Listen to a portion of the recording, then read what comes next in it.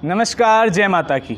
आप सबका स्वागत है हमारे इस चैनल पर, जिसमें आज हम विशेष रूप से सूर्य ग्रहण और लोक भविष्य के विषय में एक चर्चा करेंगे और जानेंगे कि सूर्य ग्रहण के बाद परिस्थितियां किस तरह से प्रभावित होंगी, इस सूर्य ग्रहण का प्रकृति के ऊपर क्या प्रभाव पड़ेगा, इस सूर्य ग्रहण से कौन सा वर्ग, व्यापारी वर्ग, किसान वर्ग, कौन सा वर्ग विशेष रूप से प्रभावित होगा, इस सूर्य ग्रहण के बाद राजनीतिक स्थितियां कैसी हो जाएंगी, क्या युद्धजन्य स्थिति जिसकी चर्चा हर जगह हो रही है, क्या वो स्थिति बनेगी।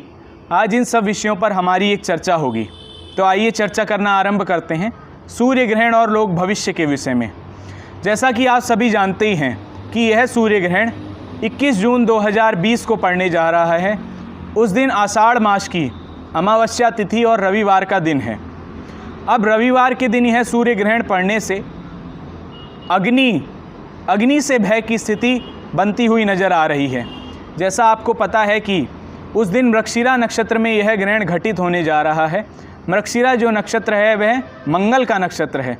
सूर्य और राहु उस समय मंगल के नक्षत्र में संचरण कर रहे होंगे, उसके बाद आर्द्रा नक्षत्र में आ जाएंगे। अब इस स्थिति से हमें क्या पता लगता है कि उस दिन आप अग्नि का प्रयोग करें तो विशेष संभाल कर करें। उस दिन अग्नि से भय की स्थिति होगी। आप भी उस दिन देखेंगे कि बहुत सी जगहों से खबर आ रही है कि इस जगह पर आग लग चुकी है। अग्नि से इस दिन विशेष भय रहेगा। अब आगे बढ़ जाते हैं, अग्नि से भय के पश्चात क्या होगा।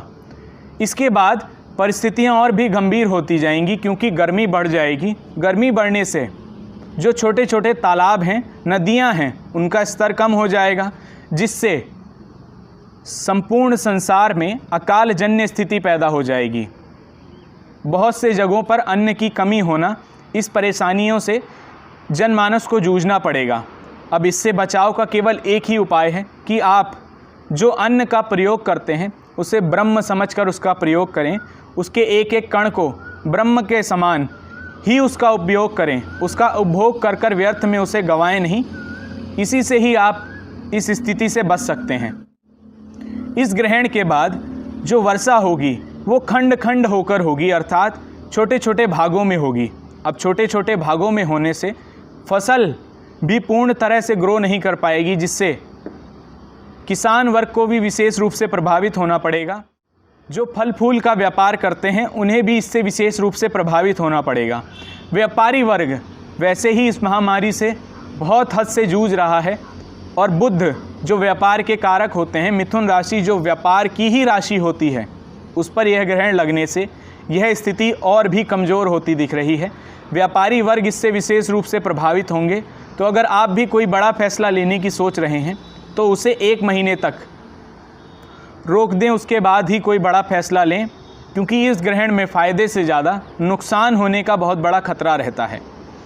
ये था व्यापारी वर्ग का फ्यूचर, कि व्यापारी वर्ग इससे किस तरह से प्रभावित होंगे। किसान वर्ग के बारे में भी हमने चर्चा कर ली है। तो आइए अब हम जानते हैं कि इससे राजनीति किस तरह से प्रभावित होगी। सूर्य जो कि राजनीति के प्रबल कारक माने जाते हैं, और राहु को भी राजनीति का ही कारक माना जाता है। अब इससे एक मुख्य घटना घटित होगी कि जो हमारे बड़े बड़े राजनेता हैं, जो हमारे पड़ोसी देश हैं, उनके बीच में मतांतर की स्थिति पैदा हो जाना, वो स्थिति और भी गंभीर होती हुई नज़र आ रही है, जिससे स्थिति और भी भयावह हो सकती है। तो ये था ग्रहण और लोक भविष्य को लेकर एक छोटी सी चर्चा, जिसमें हमने जाना कि इससे कौन कौन से वर्ग विशेष रूप से प्रभावित होंगे, प्रकृति पर इसका क्या प्रभाव पड़ेगा, वर्षा में कमी आएगी, अकाल जन्य स्थिति पैदा हो जाएंगी, और जो हमारे आसपास के पड़ोसी राज्य हैं वो किस तरह से इससे प्रभावित होंगे। तो आज के लिए बस इतना ही। तीसरे भाग में हम एक मुख्य विषय पर चर्चा करेंगे कि इस ग्रहण काल के दौरान आपको कौन से मंत्रों का जाप करना चाहिए, ये ग्रहण कब से आरंभ होकर किस समय पर आकर पूर्ण हो जाएगा, और इस ग्रहण में कौन सी चीज़ों का प्रयोग वर्जित होता है।